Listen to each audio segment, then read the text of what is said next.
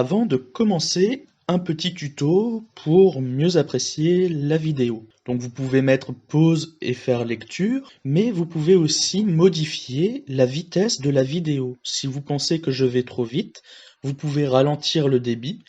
Si cela ne va pas assez vite, vous pouvez augmenter le débit. Ensuite, si vous voulez couper la lecture en plusieurs fois parce que vous trouvez la vidéo trop longue, il y a un chapitrage qui est présent dans la présentation de la vidéo. Donc vous pouvez directement aller au chapitre sur lequel vous vous êtes arrêté. De temps en temps, il y a des compléments d'information. C'est quand il y a le logo I, donc le logo information, qui apparaît en haut à droite de l'écran. Vous pouvez cliquer dessus et le mettre dans un autre onglet en attendant de finir la vidéo. Ou vous pouvez mettre pause et aller regarder l'autre vidéo également. Je vous souhaite une bonne écoute. Bienvenue dans un point philosophie dans les médias. Le sujet qui nous intéresse, c'est le documentaire Hold Up. Il s'agit ici d'avoir une lecture sous un angle de réflexion générale sur la politique. Donc oui, il y a eu une mauvaise gestion de la crise sanitaire liée à la Covid-19. Oui, il y a eu tentative manifeste de manipulation de l'opinion publique, puisqu'il y a eu une communication médiatique, il y a eu un accès au public des débats parlementaires, etc. Oui, il y a eu des mensonges, par exemple sur les masques en mars. Il s'agit d'une réflexion sur la vérité en politique, d'autant qu'il y a une lutte contre les fake news de ces mêmes responsables politiques. Il y a un manque évident de confiance envers le gouvernement, en plus de réduction temporaire des libertés avec le confinement ou le couvre-feu, ou encore des mesures de distanciation physique, ou la fermeture de certains lieux. Il y a différentes accusations de tentatives de prise de pouvoir antidémocratique. Cela pose plusieurs problèmes. Un problème d'inconscience des faits, un problème d'inconscience des mots ou des concepts. Il y a des analyses biaisées. Biaisées par des expériences ou les vécus d'un certain nombre de citoyens, par des personnes pensant que la Covid-19 est un objet de complot, ou alors biaisées par simple esprit d'opposition. Je pense que le problème serait plus un écart entre les attentes sociales des individus et ce que serait le rôle de la politique. Il y a de nombreuses méconnaissances ou de nombreux raccourcis. Normalement, pour penser philosophiquement un objet, il y a 3 questions à se poser.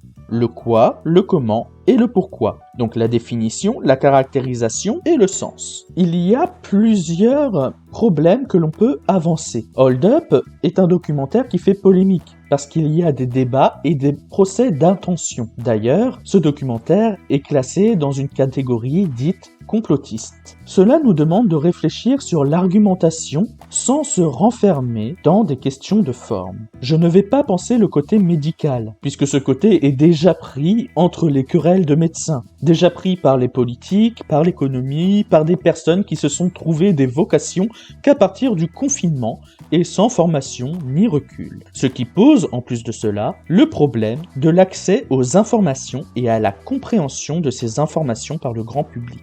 L'un des problèmes de ce documentaire est qu'il y a une grande confusion des ordres, ce qui participe encore plus à la différence ou à la séparation entre la masse ou la population et l'élite, que ce soit au niveau du pouvoir politique, économique ou culturel. Et cette élite, cette idée d'élite politique, participe à l'idée d'un complot. Le complot, c'est l'idée qu'un groupe d'individus organise secrètement le fonctionnement et l'organisation de la société dans un dessein qui ne valorise et n'arrange pas l'ensemble de la société. C'est l'idée d'un pouvoir qui veut un contrôle absolu de la population. Le problème, c'est que ce n'est pas logique, et si tel est le cas, ce n'est pas un secret. Ou alors l'élite est incompétente dans ce qu'elle est censée mener. Il y a aussi une mauvaise utilisation historique des termes, comme par exemple les références à la Seconde Guerre mondiale. C'est absurde, et ça, ce n'est pas déterminé par une époque ou un type de gouvernement particulier. Il faut repenser la politique telle qu'elle est à l'origine, en tentant de distinguer les différents ordres. La philosophie, c'est d'abord travailler les termes, les concepts, opérer des distinctions. Politique vient de polis et de techné. Polis, c'est-à-dire cité, et techné, technique. La politique, c'est donc la technique ou la science de l'administration d'une cité. Il s'agit de la gestion matérielle d'un lieu et des masses. Ce n'est pas empreint du sentimentalisme social et humain que nous appliquons dans notre paradigme actuel. Ça, ce serait des questions éthiques. Mais cela ne fait pas partie de la critique. L'idée de la politique est de penser ce qui est juste, c'est-à-dire ce qui doit être fait pour permettre la vie en société. C'est ce qui donne les différentes idéologies et les différentes formes d'organisation des gouvernements. Qu'est-ce qui est le plus juste? Est-ce un tyran, un roi ou alors un gouvernement issu du peuple? Qu'est-ce qui est le plus juste? Une société fondée sur l'équité ou l'égalité entre tous les membres ou une société qui se base uniquement sur le mérite?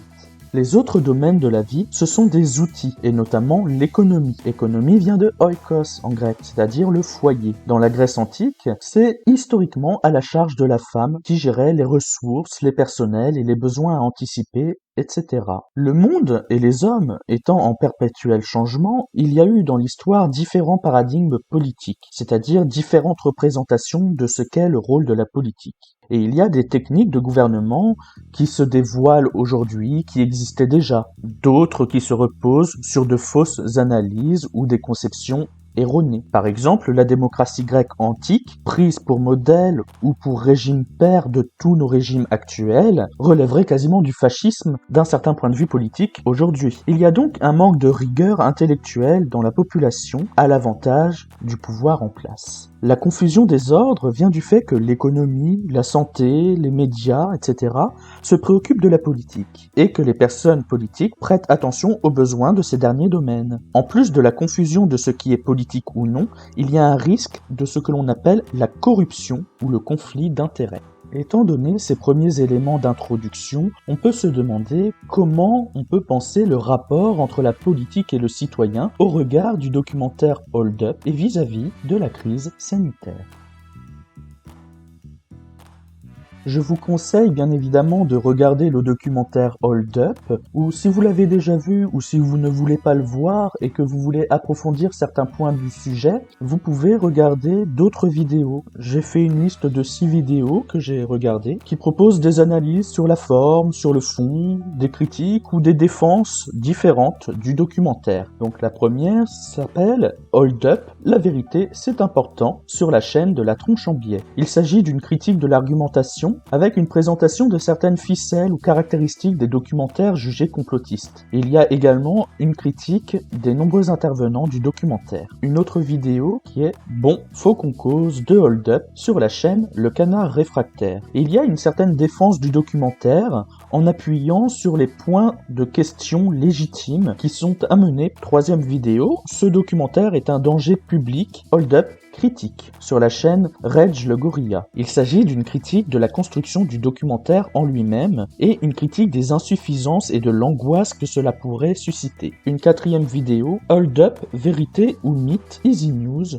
sur la chaîne Tarmac. Là, il s'agit d'un documentaire assez simplifié, avec une insistance sur le côté complot, avec la répétition des arguments. C'est une vidéo assez courte et efficace qui s'adresse plutôt à un public jeune et urbain. Une cinquième vidéo, Clément Viktorovitch, Hold Up, critique Canal+, sur la chaîne Click TV. Cette vidéo évoque les défauts du documentaire et liste les procédés manipulatoires. Ça liste aussi les différents intérêts que l'on peut porter aux argumentations et aux contradictions. Il y a une attention particulière aux accumulations et aux liens d'idées qui ne sont pas forcément logiques, mais qui peuvent nous apparaître comme tels. Et la dernière vidéo que je vous conseille, c'est Hold Up, les producteurs contre-attaquent, sur la chaîne Hold Up Media. Ici, il s'agit d'une courte vidéo de réponse des producteurs du documentaire aux nombreuses critiques et aux accusations de conspirationnisme. Il y a eu des conséquences médiatiques sur l'image des intervenants également. Cette vidéo vise également les attaques contre le documentaire et sa diffusion. Et ils annoncent par ailleurs qu'il y aura un deuxième documentaire. Ce sont surtout des points de vue négatifs qui relatent les positions discutables, avec l'ensemble des perspectives qui ne sont pas forcément prises en compte. Je ne propose pas de débunkage, qui est un peu l'ambition des vidéos citées ci-dessus. Il y a l'idée que ce serait long et impossible si nous voulons vraiment développer chaque détail et chaque fait du documentaire. Je propose de penser le lien entre nos attentes de la politique et les faits énoncés dans le documentaire. Nous pourrons aussi évoquer les différents points que nous lions communément à la politique, c'est-à-dire les médias, l'économie, la santé, etc.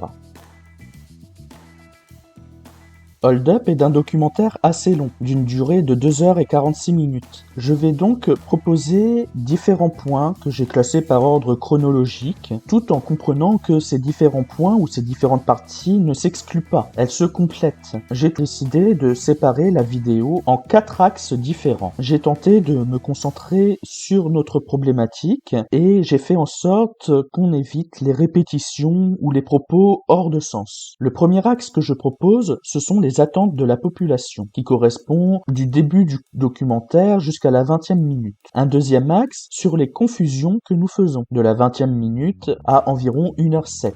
Le troisième axe que je propose, c'est l'action du gouvernement, de 1h07 à 1h54.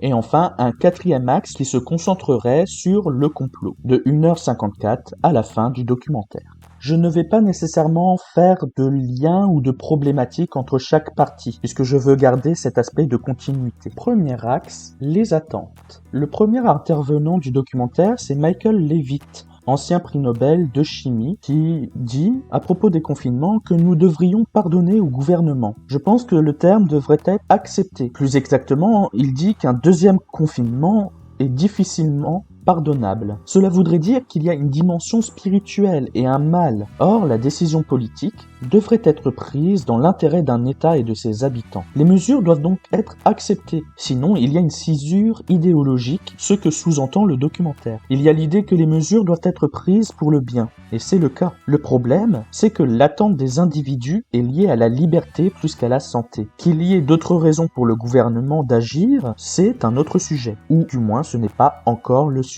Le deuxième intervenant, à 1 minute 48, c'est Michael Yeadon, qui est un ancien directeur de recherche chez l'entreprise ou le laboratoire Pfizer. Il met en avant un problème de vérité du gouvernement envers ses citoyens. Le gouvernement mentirait. C'est peut-être vrai, mais nous attribuons alors une valeur morale à la politique. Nous voulons donc, et c'est légitime, que le gouvernement corresponde à un idéal spirituel. C'est un facteur de paix dans les monarchies, un indicateur démocratique dans d'autres régimes. Là encore, le problème, c'est l'attente que nous développons. Si nous interprétons cela veut dire que la vérité pour le gouvernement servirait l'idéal de la liberté de la population, mais ne servirait pas l'idéal sanitaire. Le problème, c'est que pour les producteurs du documentaire, pour les intervenants et pour une partie de la population, le mensonge sert une domination économique, la liberté pour des groupes de pression de développer leurs activités. Il y a une impression de manipulation en ce sens. Dans ce cas, en effet, c'est la prise d'intérêt, mais rien n'est prouvé, et il s'agit d'un procès d'intention. Néanmoins, pour des questions sanitaires, le gouvernement n'aurait pas d'intérêt à mentir. Si la population meurt, le gouvernement ne sert plus à rien. Il a donc échoué dans son rôle politique. La troisième intervention que je souhaite mettre en avant, c'est celle de Martin Wohner, psychiatre et député, qui dit à la 2e minute du documentaire que la démocratie serait bâillonnée. Ici, nous avons un problème de définition de la démocratie. Par définition, il s'agit d'un pouvoir dans l'intérêt du peuple. Par abus de langage, nous pensons au pouvoir du peuple, mais il y a plusieurs types de démocratie. Dans les faits, les principes de la démocratie représentative sont respectés. Nos dirigeants ont été élus au scrutin majoritaire. Il y a des débats parlementaires. L'opposition a droit à la parole. Il y a des élections qui se sont même tenues pendant le confinement, ou juste avant le confinement. Il y a des votes à nos 2 assemblées. Et il y a même la possibilité pour les citoyens d'échanger entre eux. Les discours politiques font part de décisions allant dans l'intérêt de la population, avec des mesures sanitaires couplées à des mesures de vigilance attentat. Donc un pouvoir qui s'exerce, en principe, dans l'intérêt du peuple et avec la participation du peuple. En revanche, dans un contexte classique, le manque de liberté provoqué par un confinement serait contraire à la démocratie. Mais là, nous sommes en crise. Dans un deuxième point, on peut penser que la démocratie n'est pas respectée si nous nous référons à d'autres modèles qui ne sont pas ceux de la France actuellement. Il n'y a pas de scrutin proportionnel, donc l'opposition peut être affaiblie. Il n'y a pas non plus de RIC, c'est-à-dire de référendum d'initiative citoyenne, et donc il n'y a pas de démocratie directe. Cette dernière forme de démocratie est en débat en France depuis 2018 avec les revendications sociales et économiques des Gilets jaunes. Pourtant, l'intervenante, c'est Madame Wohner, qui est députée, et elle aurait donc participé à un système antidémocratique qui ne devrait pas lui donner la parole, et on voit ici que ce n'est pas le cas. Les attentes d'une partie de la population évoluent. Il y a un écart entre le gouvernement et la masse. Un écart signifie que le rôle politique change et ne correspond plus au paradigme qui l'a mis en place, ou au concept de politique via les désirs que nous souhaitons impliquer dans un système qui ne devrait penser que des dimensions matérielles et de justice dans l'intérêt d'un État et de la population. Un autre problème à penser, ce sont les causes de cette évolution des attentes de la population. Mais ici, nous sortons du contexte de la crise sanitaire et du documentaire. Néanmoins, une réponse provisoire que nous pouvons apporter est qu'une partie toujours plus importante de la population ne parvient pas à maintenir un certain niveau de vie. Il y a à la fois une impression de perte de moyens et à la fois un déclassement social.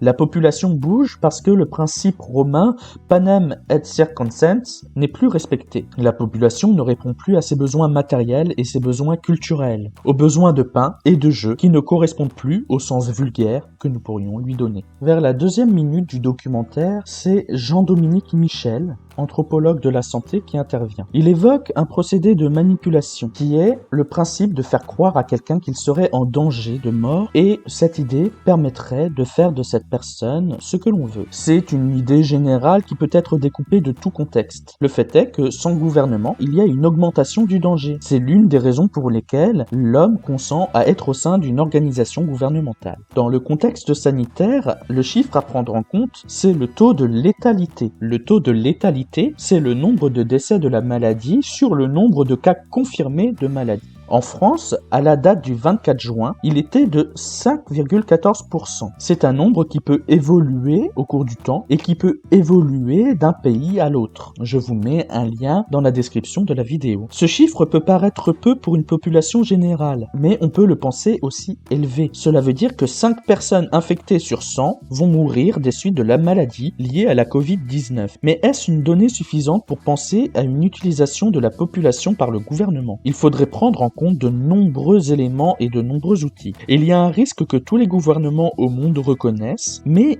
ils ne disent pas que tout le monde va mourir. Il s'agit d'une exagération servant le discours lié au documentaire. Nous devons également penser que les autres éléments ne sont pas moins légitimes qu'un désir de liberté d'individus qui ne sont pas chiffrés. L'un des problèmes du documentaire est qu'il évoque une dimension mondiale, alors même que les intervenants évoquent des rapports, des faits et des discours souvent liés qu'à la France. Il y a un manque de perspective des données qui sont parfois inaccessibles, ou des données qui sont parfois incertaines dans d'autres pays sur la Covid-19, en plus d'un manque d'analyse des caractéristiques de la politique de chaque pays. Ainsi, nous n'avons ni indication de fonctionnement, ni le sens des démarches des différents gouvernements. Il y a donc une impossibilité de penser de manière adéquate le problème au niveau mondial. C'est un problème pour déterminer les véritables attentes politiques des individus. Aux environs de 4 minutes 43, Astrid Stuckelberger, qui est professeur en médecine et professeur des universités, pense que dans la crise, il y a les intérêts des groupes pharmaceutiques qui passeraient avant les intérêts de la population. Il y a l'idée que le gouvernement répond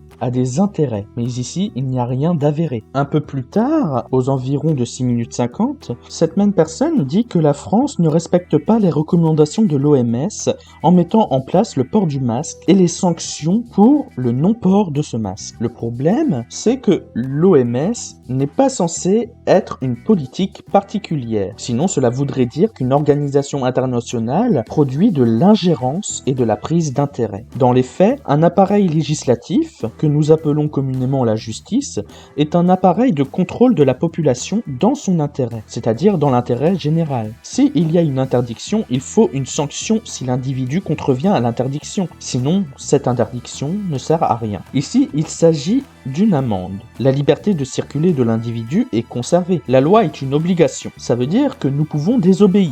Donc nous sommes libres. Mais justement, si nous désobéissons, il faut se soumettre aux conséquences de cette désobéissance. Un État ne peut exister que par un échange d'obligations, de droits et de devoirs. Les individus ne veulent que des droits. C'est impossible dans les faits. Si tel est le cas, l'État ne peut plus exister, puisque cela remet en cause tout le système législatif et le droit des associations et des entreprises également. En quoi le droit d'un individu à ne pas porter de masque serait plus important que le reste? L'idée est aussi un principe de responsabilité. Si l'obligation n'est pas respectée, il y a un risque d'être malade, mais aussi un risque de rendre les autres malades. Sur le plan argumentatif, nous ne pouvons pas dire que le droit d'autrui à ne pas être malade est inférieur. Le gouvernement doit prendre en compte l'ensemble des demandes légitimes de chaque partie de la population, des associations et des entreprises qui sont toutes tournées vers leurs propres intérêts. L'idée apportée par le documentaire est aussi que le port du masque masque en soi serait une privation de liberté. Dans les faits, ce n'est pas le cas. Le masque n'est qu'une condition d'accès à des lieux ou des services. Donc ce n'est pas une privation de liberté. C'est une obligation qui ne plaît pas et qui est désagréable. Mais si nous considérons que c'est une privation de liberté, eh bien il faudrait vraiment revoir le concept de liberté. L'argument du relativisme peut aussi être avancé, même s'il est sans fin. Dans la vie, nous avons de nombreuses règles et de nombreuses obligations, comme être habillé, souscrire à des assurances, avoir des papiers d'identité, etc. Madame Stuckelberger avance aussi l'impôt. On paye pour notre protection, mais le gouvernement nous obligerait à faire des choses. Justement, le port du masque est cette mesure de protection. Le problème légitime qui se poserait serait alors les dépenses des individus pour se masquer, alors qu'ils ne sont pas responsables de cette situation sanitaire. Aux environs de 7 minutes et 8 secondes, c'est Alexandra Orion-Caude qui intervient. Cette dernière est généticienne. Elle dénonce le manque de raison médicale dans les mesures politiques. Mais là aussi, c'est autre chose. La politique n'est pas le médical et le médical n'est pas la politique. Les producteurs du documentaire se sont aussi intéressés à des témoignages directs. Par exemple, à 8 minutes 46, il y a l'intervention de Mamadou qui est chauffeur de taxi. Il utilise maladroitement un dilemme moral conséquentialiste ou utilitariste. Selon lui, le gouvernement, au lieu d'éviter que le véhicule tue une personne, il va sur le groupe de 20 personnes. Ainsi, le gouvernement n'éviterait pas le pire. Le problème est que cette analogie n'est pas précise, donc on ne sait pas ce que représente cette image. Surtout que le gouvernement agit pour éviter des morts. Il y a eu le confinement qui sert à éviter l'accumulation des effets de la maladie. Que ces informations soient en débat dans le milieu médical n'est pas un problème politique. Le documentaire va comparer plusieurs courbes avec des cas infectés, des décès et des différentes décisions politiques. Mais les conditions de vie, l'environnement et les systèmes politiques sont différents dans chaque lieu. Le problème que cela soulignerait,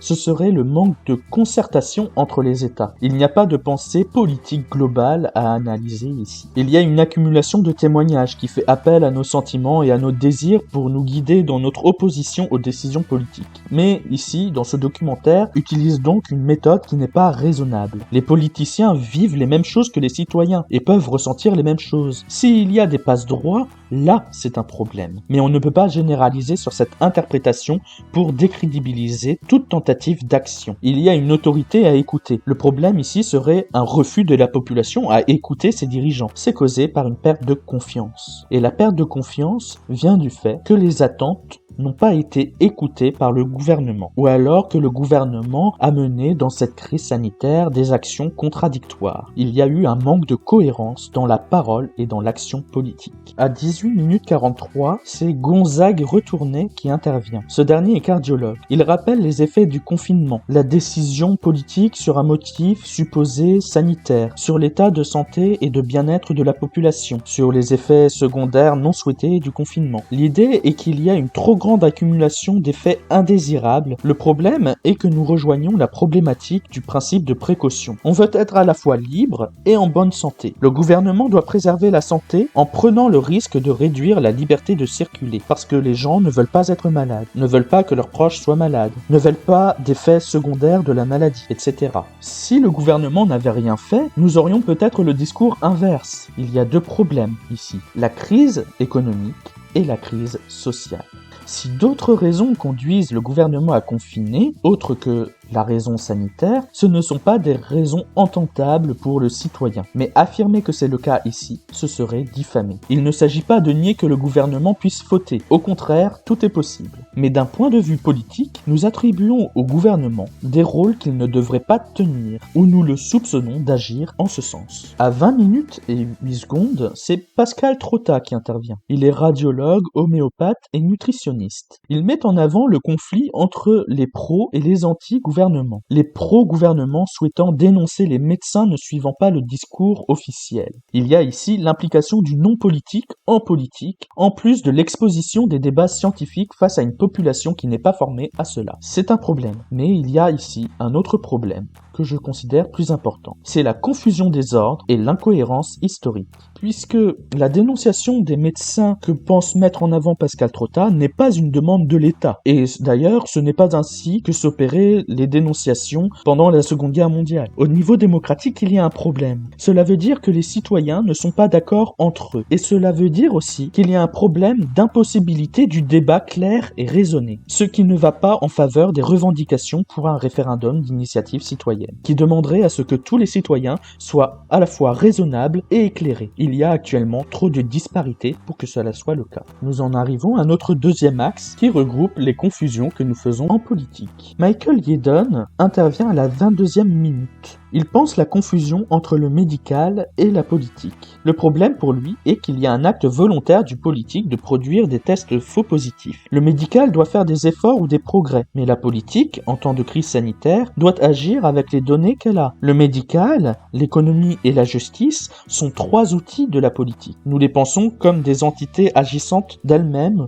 ou comme conciliatrices d'intérêts qui ne seraient pas ceux de la population. L'idée serait que la pandémie serait exagérée pour nous effrayer dans le but de nous manipuler. Le problème est qu'ici, il n'y a pas de concept mis en avant. Il n'y a pas de fonctionnement décrit. Il n'y a même pas l'idée du sens que cela pourrait avoir ou des raisons qui seraient avancées et probables pour le gouvernement. À 23 minutes 40 environ, il y a un chauffeur de VTC qui intervient. Donc Kamel dénonce l'infantilisation de la population par le gouvernement. Là encore, il y a une tension entre les attentes des individus et l'action du gouvernement. Le gouvernement a agi de manière providentielle, alors que la population était demandeuse d'autonomie. Le problème est que c'est une demande que nous voyons de manière rétroactive, puisque sur le moment, les individus attendaient tous des décisions de l'État, comme si l'État était tuteur de la population. Et dans les faits, c'est ce qu'il se passe. La population est indécise entre un État libéral ou un État interventionniste. Le problème est que lorsque l'État prend des décisions libérales, la population pense que c'est pour favoriser les libertés des entreprises, et non celles de l'ensemble de la population. Rachid, à 25 minutes 38, nous fait part d'une incompréhension légitime sur des moyens de production qui ne seraient pas dirigés vers le sanitaire, comme la production de masques que la France a dû commander à l'étranger, notamment en Chine. En réalité, c'est plus compliqué et ce sont des questions économiques. Néanmoins, pendant une crise, les moyens sont censés aller vers les secteurs dont on a besoin, ce qui n'a pas été le cas. Il n'y avait pas de masques, il n'y avait pas de tests, il n'y avait pas de place dans les hôpitaux, ou pas de manière suffisante, les personnels étaient en tension, déjà avant la crise sanitaire, etc. La population attendait de l'État qu'il intervienne. C'est paradoxal avec l'idée que nous avons des libertés. En effet, pour produire, il faut des moyens, dans des entreprises qui veulent s'installer, avec des personnels volontaires et formés. C'est impossible en quelques jours ou semaines dans un État libéral. C'est le premier raisonnement que nous pouvons faire si nous ne prenons pas en compte les accords économiques et les autres éléments dont le profane qui n'est ni aux affaires ni formé ne peut pas avoir idée. Il y a ici à la fois une confusion des ordres et un manque de précision sur nos attentes en tant que citoyens. Nous voulons être libres et en bonne santé. Pour la santé, il faudrait imposer des choses, ce qui contrevient à la liberté. C'est comme un cercle vicieux. À 26 minutes et 31 secondes, Jean-Dominique Michel pense qu'il y a une dérive dès qu'il y a des métaphores guerrières. On ne peut que abonder en ce sens, mais ce n'est pas forcément un abus d'autorité ou une exagération qu'il se passe actuellement en France. Nous rejoignons un procès d'intention. C'est un discours qui participe à l'infantilisation de la population, ça c'est certain. Mais nous avons des outils démocratiques et nous sommes en situation de crise, avec des décisions soumises à des décrets et aux états d'urgence qui sont temporaires. C'est aux citoyens de faire attention. La vie politique ne doit pas venir que de ses dirigeants. Il y a un manque de confiance des citoyens au processus du système qui ne sont pas issus du gouvernement actuel. C'est uniquement en cas de dépassement que les remarques sur un éventuel autoritarisme, sous-entendu dans le documentaire, seraient légitimes. La démocratie fonctionne, mais elle fonctionne mal parce qu'il y a un défaut d'éducation politique de la population qui voit de façon binaire. Soit on se soumet, soit il y a obligatoirement une violence entre les deux parties, c'est-à-dire entre la population et les gouvernants. Ce que les médias favorisent en opposant proches du gouvernement et complotistes. Là est l'importance d'écouter des discours contradictoires pour évoquer différents concepts, différentes pratiques politiques et opérer des distinctions. Il faudrait penser une complémentarité des points de vue plutôt qu'une opposition. Jean-Dominique Michel pense remarquer qu'à chaque fois qu'il y a des mesures d'exception, ça a perduré. C'est faux. Après les guerres, les décisions n'étaient plus soumises aux mesures d'exception et jusque récemment, les vigilances attentats ou vigipirates avaient été relâchées dans les lieux qui n'étaient plus à risque. Sinon, quels seraient les autres éléments qui permettraient d'affirmer ces propos? Ensuite, il est vrai qu'un virus n'est pas un ennemi. l'ennemi et que la métaphore guerrière peut paraître exagérée. Mais ici, nous ne pouvons que penser aux débats scientifiques qui ensuite font l'objet de recommandations qui sont, elles, suivies ou non par les gouvernements. À 27 minutes 45, Astrid Stuckelberger évoque un terrorisme psychologique. Il y a là encore une exagération des termes. Si l'État nous infantilise, il ne s'agit pas de reprendre les mêmes procédés, il faut de la pédagogie. Et c'est ce qui manque également du côté de ceux qui ne voient pas dans le gouvernement des décisions adéquates. Parler en termes de terrorisme insinue que nous pensons que le gouvernement est criminel. Et c'est ça l'idée conspirationniste. Mais surtout, qu'est-ce qui nous permet d'avancer cela? Ce n'est pas le gouvernement qui transmet le virus aux individus. Et comment s'y prendrait-il? Et dans quel but? À 28 minutes et 28 secondes, c'est la sociologue Monique Pinson-Charlot qui évoque des discours de peur qui seraient diffusés dans les médias. Là encore, la télévision, ce n'est pas la politique. Que les propriétaires des chaînes veulent convenir de choses avec le gouvernement est un autre problème. Mais l'idée de propagande diffusée par le documentaire est factuellement fausse. Dans les chaînes citées, l'opposition politique a la parole. Il y a des débats organisés. Par contre, ce que l'on appelle le climat social qui est instauré est effectivement angoissant, parce qu'il y a des manques d'informations ou des informations qui se contredisent. Nous attendons un discours clair, ce que nous n'avons pas parce que nous assistons à des débats qui sont d'ordinaire internes aux différents secteurs. Paradoxalement, nous pensons que la démocratie c'est le débat, mais nous sommes perdus dans les débats. Dans l'idée de démocratie, dans son concept, le débat n'est pas tout à fait présent, du moins pas sous cette forme et pas pour le peuple. Aristote, à plusieurs reprises dans ses écrits, comme dans Éthica Nicomaque, évoque le besoin de délibération qui correspond aux discussions sur les décisions que doivent prendre les dirigeants. C'est dans l'intérêt du peuple, donc dans l'idée que le pouvoir porte assistance au peuple, et c'est ce qu'est une démocratie. Mais ce sont les dirigeants qui délibèrent. Surtout, on ne délibère pas sur la fin, mais sur les moyens. Chez Aristote, tout le monde cherche à être heureux. C'est un concept central et la finalité de l'existence humaine. Il n'y a donc pas de discussion à avoir sur ce propos. Dans notre contexte actuel de crise, nous voulons la liberté et la santé. La délibération, c'est ce qui porte sur ce que l'on met en œuvre pour préserver cette liberté et cette santé. La solution trouvée par le gouvernement est le confinement avec des dérogations, le port du masque et d'autres mesures sanitaires. Et, en effet, malgré les obligations, nous n'avons pas été totalement privés de nos libertés de circuler, de subsistance, de discussion citoyenne, même si elles ont été impactées de manière importante. La peur vient du fait que ces débats sur les moyens étaient publics et que la décision ne nous revient pas. Il y a un sentiment d'impuissance qui s'ajoute. Et attention, il ne s'agit pas d'un discours pro-gouvernement de ma part, mais de penser la signification politique de ce fait. Nous pouvons respecter les recommandations gouvernementales sans pour autant adhérer et être favorable au gouvernement. Oui, c'est très désagréable et déstabilisant. Quelles autres mesures auraient pu être prises dans l'état des connaissances actuelles et dans le but de concilier toutes les différences dans la population? Il ne faut pas tomber dans le piège de penser un type de discours majoritaire parce que nous l'avons et parce que dans notre cercle social, il est présent. La politique ne peut être que générale. Un cas particulier ne peut pas être une cause de décision politique.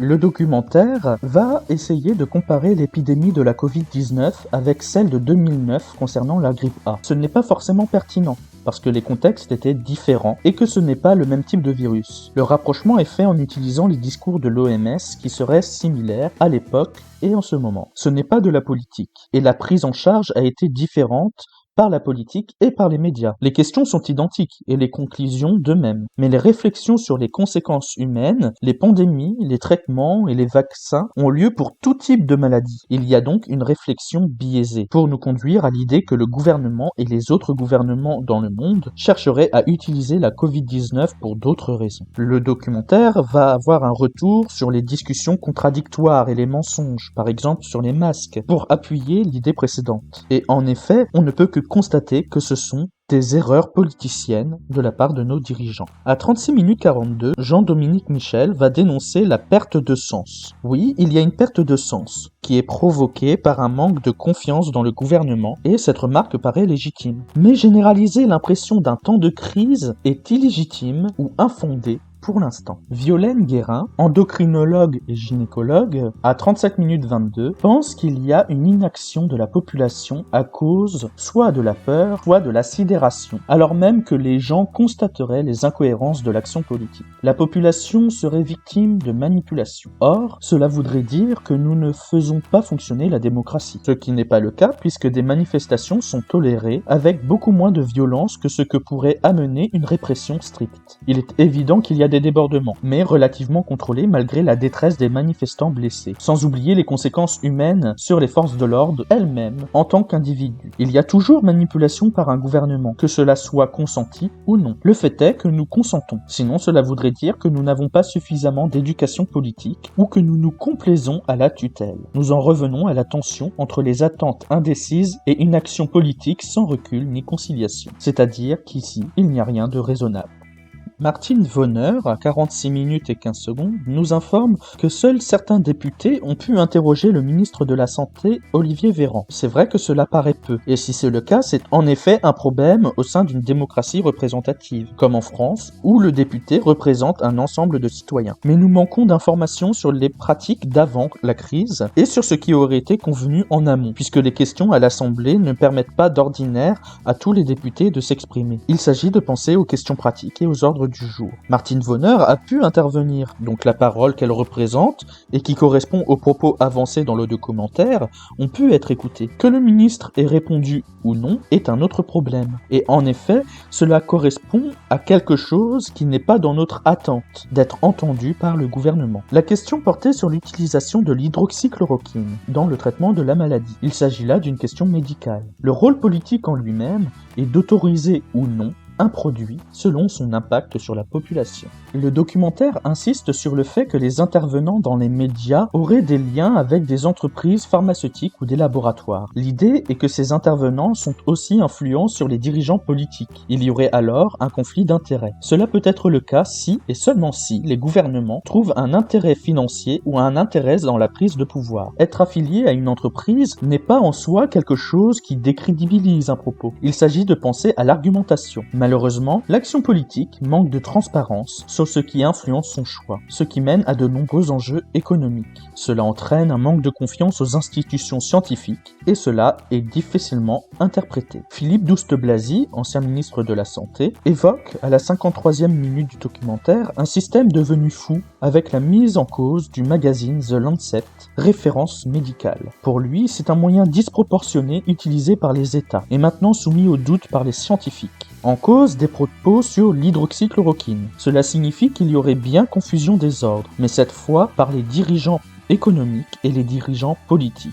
À 1h04, Violaine Guérin accuse la Direction générale de la santé de ne pas avoir autorisé des laboratoires à fournir des médicaments pour des soins ou des études. La politique ici est dans son rôle, mais elle ne répond pas ici à des besoins ou à des attentes, alors même que c'est pour confirmer ou infirmer des propos et théories pouvant être utiles dans la gestion de la crise sanitaire. C'est en effet une pratique qui n'est pas raisonnable dans un État démocratique, sans raison entendable. Cela ne résout pas les problèmes de confiance entre la population et l'État, mais encore plus entre des agents et l'État. C'est-à-dire qu'un État ne peut fonctionner que si ses décisions sont comprises par les individus qui le représentent et qui peuvent fournir des données au service de la population et du pays, que ce soit des agents publics ou privés. Il existe d'ailleurs des organisations indépendantes pour réaliser des études. Si elles ne sont pas autorisées, cela est problématique dans la relation des citoyens aux dirigeants. Néanmoins, des associations ou des collectives peuvent se créer et interagir, comme des communautés de médecins au niveau international dans le milieu médical. Il y aurait eu des blocages par les autorités dans les différentes pratiques médicales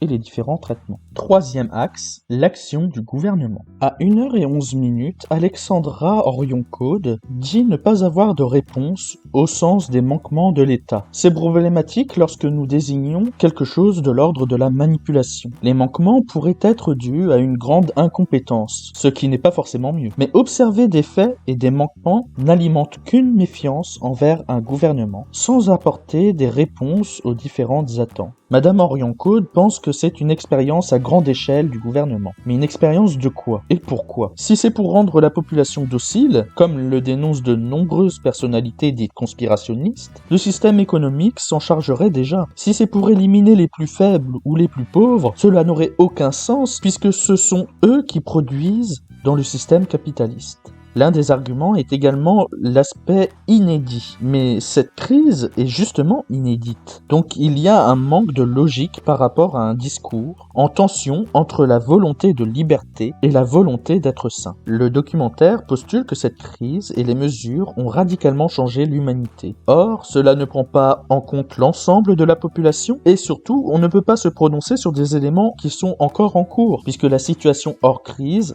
n'est pas revenue. C'est lorsque la crise sera passée que nous pourrons penser à d'éventuels changements dans l'humanité. Ici, il s'agit de garder la raison sur un vécu qui n'est pas achevé et est encore en proie aux émotions. Nous n'avons pas idée de la nature de ces changements, ni de ce que cela impliquerait au niveau politique qui nous intéresse ici. Il y a l'idée que le masque bloque la vision du visage. Il est vrai que cela a un impact, mais nous pouvons nous voir par d'autres moyens. Et surtout, cette situation est simplement temporaire. Nous nous souvenons des visages. Nous avons encore des visages. Nous ne pouvons pas encore penser à des effets, qu'ils soient positifs ou négatifs. À 1h17, c'est Carlo Alberto Brusca, un avocat, qui prend la parole. Il nomme une punition la sanction d'une loi. En effet, une amende est une punition, un dû à l'État pour ne pas avoir respecté une règle. La règle n'a de sens que si elle a un objectif et qu'il y a des risques à ne pas la respecter. Malheureusement, le risque de tomber malade ou de transmettre une maladie,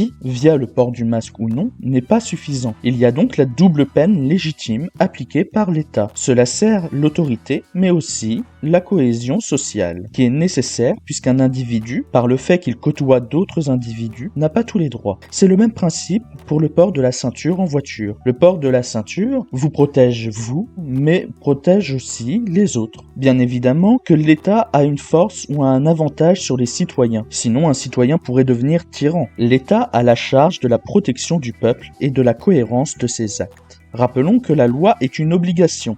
Légitimement, un individu peut désobéir, mais dans ce cas, il en subit les conséquences. Et en ce sens, c'est une liberté. Monsieur Brusca pense que si on cède une liberté au nom de la sécurité, on ne la retrouve pas. C'est faux. Cela ne s'est jamais vérifié dans l'histoire. La preuve en est qu'on n'a jamais eu autant de droits, de liberté et de communication qu'aujourd'hui, du moins en France. De manière temporaire, en période de crise, en effet, il y a une perte de liberté. Mais ce discours alimente la méfiance en des institutions. Ce qui est pire qu'un manque de confiance envers un gouvernement, puisque les institutions sont au fondement de notre système politique.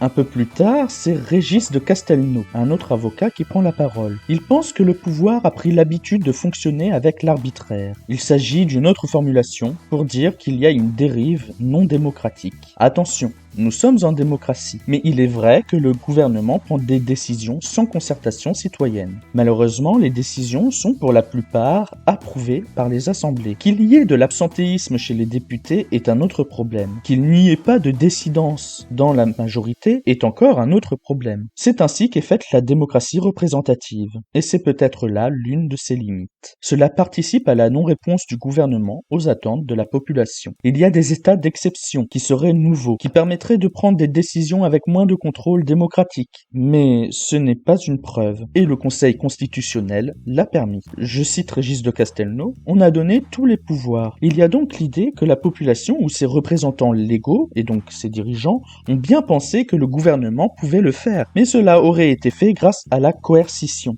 ce qui n'est pas tout à fait vrai, ou alors qui est un poil exagéré, puisqu'il y avait un système de dérogation pendant le confinement, donc une certaine part de liberté. Il y a l'idée que c'est d'abord à cela que nous serions habitués, puis plus tard à autre chose, pour atteindre un stade final complètement arbitraire par accoutumance. Pour l'instant, rien ne nous permet d'affirmer cela, et l'éducation politique citoyenne doit y faire attention, en se rattachant au principe des institutions. À 1h20, c'est Valérie Bugeaud, docteur en droit privé, qui va penser que les États sont organisés autour de la corruption. C'est une pensée assez commune, qui est responsable de l'idée qu'on ne peut pas avoir confiance dans le gouvernement, mais plus encore dans le gouvernement, quel que soit le président élu. Ce qui implique la volonté d'un changement de paradigme politique, qui n'existe visiblement pas encore. C'est l'idée que peu importe les décisions, même dans le bon sens, il y aura de la défiance dans la population. Mais ici, Madame Bugeaud ne propose aucune sortie. Le documentaire parle d'un déclenchement de la pandémie. C'est clairement un propos conspirationniste, puisqu'il pense par conséquent à la création d'un virus délibérément diffusé dans la population, mais rien ne le prouve ou ne le dit. Il n'y a pas de données qui sont présentées. Le documentaire poursuit en pensant avoir fait le lien entre ces supposés choix du gouvernement avec l'économie, ou plutôt quelques grandes fortunes à l'origine de tous les maux que nous connaîtrions. Cela poursuit les propos sur la corruption générale de nos États, ce qui peut être vrai, mais ce n'est pas le sujet. Il y a un marché de la santé, avec la médication et la vaccination. Ce sont de possibles outils politiques. Mais pour que cela soit le cas, il faut des accords entre les dirigeants et les entreprises. Dans le documentaire, Bill Gates est mis en avant. C'est un géant de l'informatique qui s'intéresserait à la santé. Il pensait, il y a quelques années, qu'un virus était le plus grand risque des prochaines années. Il avait déjà participé à la vaccination d'enfants dans des pays pauvres. Nous nous éloignons de la politique, mais ces faits servent à l'argumentation de l'implication des nanoparticules dans des vaccins. Mais il y a là une impossibilité logique et matérielle, en plus d'être un non-sens. Il n'y aurait aucune utilité autre que commerciale, ce qui n'aurait pas de sens non plus. On ne peut que difficilement y croire. Mais le documentaire ne développe pas cet aspect et reste dans le sous-entendu, avant de penser à l'idée que les dirigeants politiques ont été placés là dans l'optique de former une fiscalité et un gouvernement mondial. Politiquement, cela semble compliqué, voire infaisable. Il y a une trop grande diversité idéologique, d'où l'existence depuis très longtemps des traités et des accords qui sont passés entre des États. Cela fonctionne suivant les intérêts des différents pays, certes, mais dans l'avantage, normalement, de sa population. Que ces accords soient efficaces ou non est un autre problème. Régis de Castelnau évoque de manière sensée que les décisions qui ont précédé la crise seraient des éléments à charge contre le gouvernement par les personnes qui pensent que la situation est voulue et créée. L'effet est amplifié par une argumentation du manque de confiance de la population envers le gouvernement depuis plusieurs années. Le documentaire évoque des scénarios préparés ou des simulations concernant des guerres, des épidémies, etc. C'est présenté comme quelque chose d'inédit, alors que ce n'est pas le cas. Ce sont des exercices revisités régulièrement et qui existent depuis longtemps. Ce qui serait inquiétant d'un point de vue politique est que ces événements n'aient pas lieu, puisque le rôle du gouvernement est d'anticiper tout type de crise. Si cela n'aurait pas lieu, il y aurait une inquiétude légitime de la population à ne pas faire confiance au gouvernement. Que cela soit pensé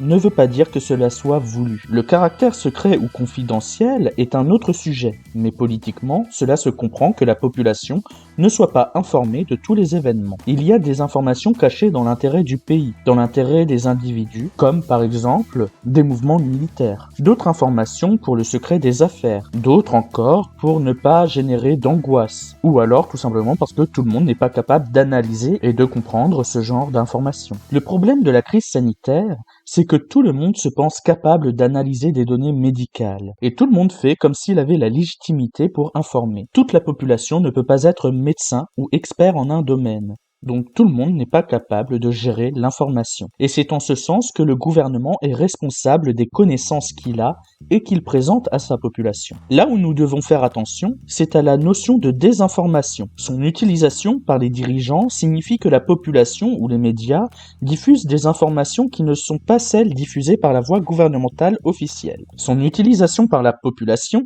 signifie le mensonge du gouvernement ou des médias. Lorsque cela est avéré, cela provoque un manque de confiance. Comme si le gouvernement pensait répondre aux attentes politiques qui ne correspondent pas aux attentes de la population, qui veut plus que la politique. Mais attention, ce n'est pas parce que la population veut plus de la politique que ses attentes sont illégitimes. À 1h50, c'est Luc Montagnier qui intervient. Il dénonce la corruption de la science par les intérêts économiques qui auraient ensuite de l'influence sur la politique. Mais il n'y a rien pour le prouver. Ce sont des assertions que l'on choisit de croire ou non. Nous avons les idées que nous choisissons de suivre, comme par exemple le complot. C'est l'objet de notre 4e et dernier axe. Le documentaire évoque un grand reset, quelque chose qui irait vers un gouvernement mondial. Mais rien n'est défini, rien n'est expliqué. Nous avons rapidement évoqué le gouvernement mondial, qui ne correspond pas à des attentes ou à une logique des populations et des cultures du monde. Ce type de pouvoir serait un gouvernement qui ne serait pas politique par définition. Une guerre ou une pandémie serait un facteur déclencheur, comme pour détruire les institutions qui étaient déjà existantes, et faire accepter l'idée à la population de ce besoin de gouvernement mondial. Ce sont les bases de cette théorie du Grand Reset. À 2h03, il y a l'intervention d'Olivier Vuillemin. Selon lui, la condition du Grand Reset est le partage des données dématérialisées et de la monnaie. Il existe déjà des monnaies virtuelles qui ont causé des difficultés boursières et financières. Mais cela n'abonde pas dans le sens d'un gouvernement politique mondial. L'économie est ici placée en tant qu'institution capitale, alors qu'elle est un outil social de la politique. Il s'agit peut-être de la continuité logique du système capitaliste, en mutation dans l'intérêt d'obscurs dirigeants et d'un pouvoir corrompu. L'impression qu'il n'y a pas de bénéfice pour la population rend ces interprétations extrêmes, et c'est là le risque de ce que l'on appelle une théorie du complot. Il y a là encore l'idée d'une confusion des ordres dans les prises de pouvoir. À 2h07, il y a l'intervention de David Pliquet, un ingénieur et un chef d'entreprise spécialisé dans le numérique, qui pense que l'argent liquide n'aura plus beaucoup de nécessité dans le système promu par le gouvernement mondial. Le problème est que cette idée est liée à un complot, avant même d'être liée à l'idée d'une évolution des moyens techniques et technologiques. Notre conception est biaisée avec le fait que la politique a fait de l'économie le seul curseur de gestion d'une population. Nous sommes conduits à un fétichisme de la monnaie et nous sommes soumis à un matérialisme.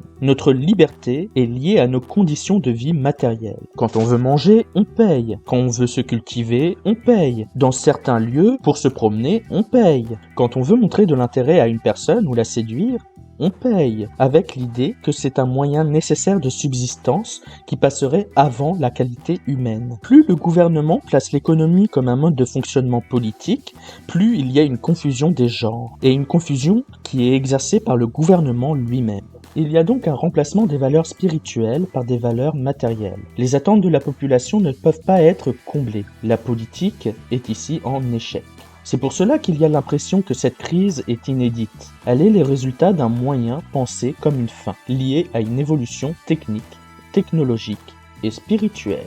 L'économie et la gestion des biens et besoins ne devraient être qu'un moyen de subsistance, et c'est devenu une fin. On veut acquérir des objets et de l'argent au lieu d'utiliser ces objets et son argent. C'est la confusion des ordres que je souhaite mettre en avant dans cette vidéo, afin d'appuyer l'idée d'un écart toujours plus important entre les attentes de la population et les décisions politiques d'un gouvernement. Pour M. Pliquet, le monde se transforme en accumulation de données dématérialisées, sauf que les données récoltées seraient des éléments intimes de l'homme. Ce n'est pas faux, mais la question est de comprendre leur hypothétique utilisation. Si de telles données sont en effet échangées, il y a une perte d'autonomie des individus, la capacité d'une population à penser un système légal lui donnant droits, obligations et libertés. La surveillance à outrance poserait un problème démocratique. La population attend de son gouvernement qu'il lui permette une vie privée qui est nécessaire à son développement. Le traitement des données pose un problème éthique bien plus qu'un problème politique. La population attend un positionnement éthique du gouvernement, ce qu'il n'y a pas puisqu'il y a une gestion qui ne paraît qu'économique. Le documentaire évoque par voie de conséquence l'idée d'un transhumanisme, qui est le fait de pallier les imperfections de l'homme avec de la technologie, ou alors d'augmenter les capacités de l'homme de manière artificielle. Cela peut aller de puces électroniques jusqu'à des prothèses. Selon le rôle que l'on attribue à nos modifications, cela permettrait de développer le potentiel humain. Ou alors cela permettrait d'infantiliser ou de contrôler la population. Le fait est qu'effectivement, ces technologies pourraient modifier considérablement le développement de la nature biologique ou génétique des hommes. Mais il s'agirait là d'un procès d'intention. Et pour l'instant, nous avons un manque d'information et d'utilisation de ces nouvelles technologies. Que cela soit positif ou négatif, et que cela soit utilisé ou non dans des décisions politiques, ce n'est pas le sujet pour l'instant. David Pliquet, à 2h13, pose une question légitime sur le fait que c'est un problème quand un pouvoir seul considère que la population ne serait pas capable d'accéder à certaines connaissances. Qui pourrait le déterminer ? Le risque est l'utilisation de ces connaissances par des personnes compétentes dans un but malfaisant. Le gouvernement nous infantilise, mais peut-on se protéger sans lui ? Il y a un manque de concertation démocratique qui est visé ici, et c'est la dénonciation des élites. La politique semble être aux mains de certaines élites qui souffrent d'un problème de légitimité. La population ne sait plus pourquoi pourquoi ce sont eux qui sont dirigeants et pas le syndicat de l'entreprise de mécanique de la ville d'à côté. Le documentaire insiste sur l'idée que l'élite supposée intellectuelle s'oppose à une population médiocre et incapable. Je pense que le diagnostic est mal fait. Le gouvernement sait qu'il existe des personnes particulièrement intelligentes dans la population. Le fait est que l'élite n'est qu'économique. Ceux qui font des études sont ceux qui ont les moyens d'en faire, ou ceux que l'on a autorisés à continuer dans l'intérêt du système. Ceux qui ont les moyens peuvent fréquenter des lieux intellectuels et culturels. Ceux qui ont des moyens peuvent entreprendre ou participer à des entreprises. Cela ne fait pas tout, parce que certains intervenants du documentaire font partie de l'élite intellectuelle et économique, mais ils ne sont plus écoutés. Leur discours ne correspond plus à l'intérêt économique d'une élite déjà en place. Le problème est que cette élite prend du pouvoir politique sans que la population leur ait accordé de la légitimité, c'est-à-dire une position ou une revendication naturelle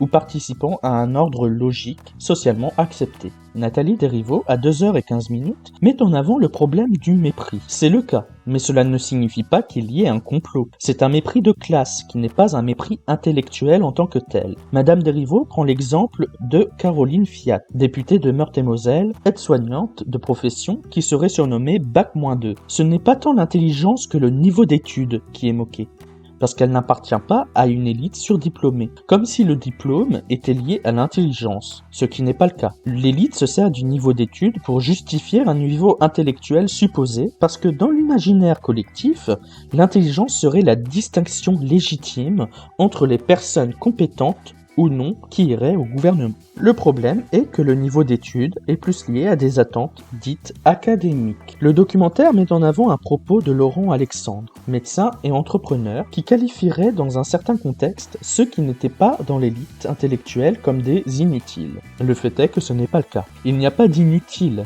dans la population. Elle est une source intarissable de force de travail et de rouage de systèmes ouvriers et économiques. À 2h24, le docteur Alain Dumas, médecin généraliste, dénonce les médecins qui font de la politique et les politiques qui pensent faire de la médecine en suivant l'avis des médecins qui font de la politique. Nous sommes ici dans le cas manifeste de confusion des ordres. Malheureusement, ce n'est pas plus caractérisé que cela, et donc on ne peut rien affirmer. Monique Pinson-Charlot va intervenir à 2h35. Il y a ici des propos que je pense exagérés, et qui sont probablement coupés de leur contexte. Elle s'est d'ailleurs désolidarisée du documentaire. Mais elle évoque l'idée d'une troisième guerre mondiale, ce qui est factuellement faux et qui n'est pas justifié.